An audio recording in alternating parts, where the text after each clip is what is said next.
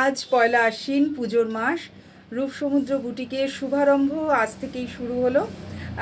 তো প্রথমেই আমরা আমার ইষ্টদেবতা শিব ঠাকুরকে দিয়ে দিনের শুরুটা করলাম। এখন যদিও 1:30 বেজে গেছে, যেহেতু অমৃত যোগ ছিল 1:30 থেকে, ওই জন্য আমরা ঠাকুর পুজোর মাধ্যমে আজকের দিনটা কিন্তু শুরু করলাম। তোমরা দেখতেই পাচ্ছ, একটু কাছে নিয়ে গিয়ে দেখাই। এই হলো গিয়ে আমার ইষ্টদেবতা বাবা ভোলেনাথ, সাথে রয়েছে পার্বতী, গণেশ, ঠিক যেন একেবারে আমাদের মতোই। এই হলো রূপবাবু, এই যে রূপসমুদ্রবাবু রয়েছে এই দিকে, এই যে আমার ভোলানাথ। তো এইভাবেই শুরু হলো আজকের আমাদের পথ চলার শুরু। যাকে পাথেয় করে আমাদের পথ চলার শুরু, তার পুজো আগে সবার প্রথমে দিয়ে তারপরে শুরু হচ্ছে আমাদের আজকের রূপসমুদ্র বুটিকের শুভারম্ভ। আজকের এই দিনটা একমাত্র তোমরা সাথে ছিলে বলেই হওয়া সম্ভব হলো।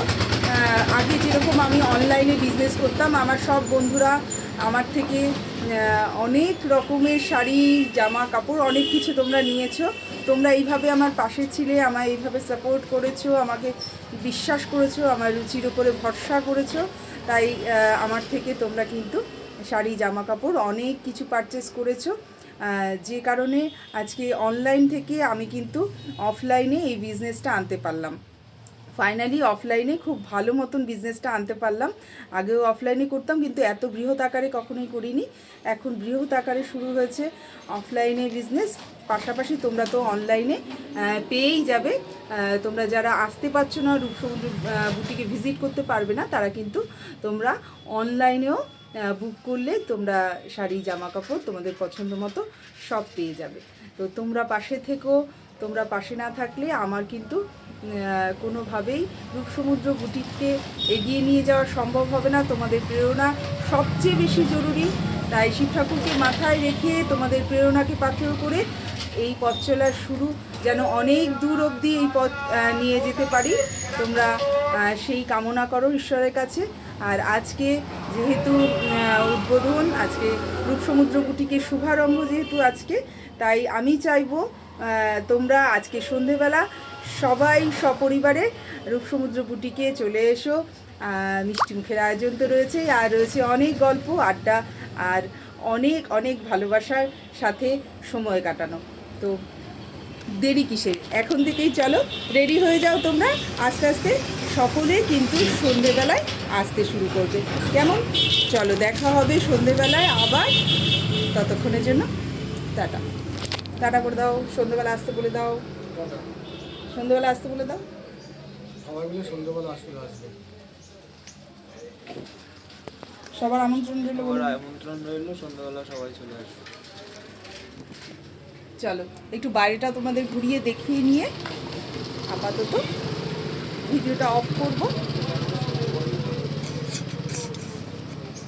তোমরা অনেকেই অ্যাড্রেস জিজ্ঞেস করছো, অ্যাড্রেসটা বোঝানোর জন্যই কিন্তু আমি একটু বাইরেটা তোমাদের দেখিয়ে নিই যে কোন জায়গাটার মধ্যে রূপসমুদ্র বুটিক রয়েছে। এই হচ্ছে কদমতলা অটো স্ট্যান্ড। এখানে কদমতলা অটো স্ট্যান্ড ওই দিকটায়, কদমতলা অটো স্ট্যান্ড ওই দিকটায়, এই যে চলে যাচ্ছে ওইখানে শোভা স্টুডিও রয়েছে। শোভা স্টুডিওটা আমি একটু দেখিয়ে নিই। শোভা স্টুডিও রয়েছে এই পাশে। কদমতলা অটো স্ট্যান্ড থেকে মাত্র দু পা আসলে তোমরা রূপসমুদ্র বুটিক কিন্তু দেখতে পাবে। ওই যে অটোগুলো আসছে, কদমতলা অটো স্ট্যান্ডের অটো, ওই দিক দিয়ে অটোগুলো সব আসছে।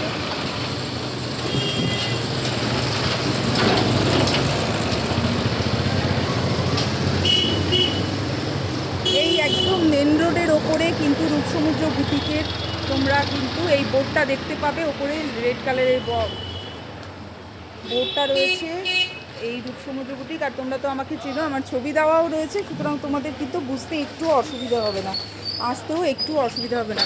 নাটাগড় অটো স্ট্যান্ড থেকে একটু এগিয়ে চলে আসলেই কিন্তু রূপসমুদ্র বুটিক তোমরা দেখতে পাবে। যে একটা ওষুধের দোকান রয়েছে, অনেক বড় ওষুধের দোকান, ওষুধের দোকানের লাইনেই কিন্তু রূপসমুদ্র বুটিক রয়েছে, মানে ঠিক তার দুটো দোকান পরেই রূপসমুদ্র বুটিক। আশা করছি তোমরা বুঝতে পারছো কোন জায়গাটায়। এই দেখো বাসটা, এই বাস রুট এইভাবে এই রাস্তা দিয়েই একদম মেন রোড, এই মেন রোড দিয়েই বাস, অটো সমস্ত কিছুই যাচ্ছে। নাটাগড়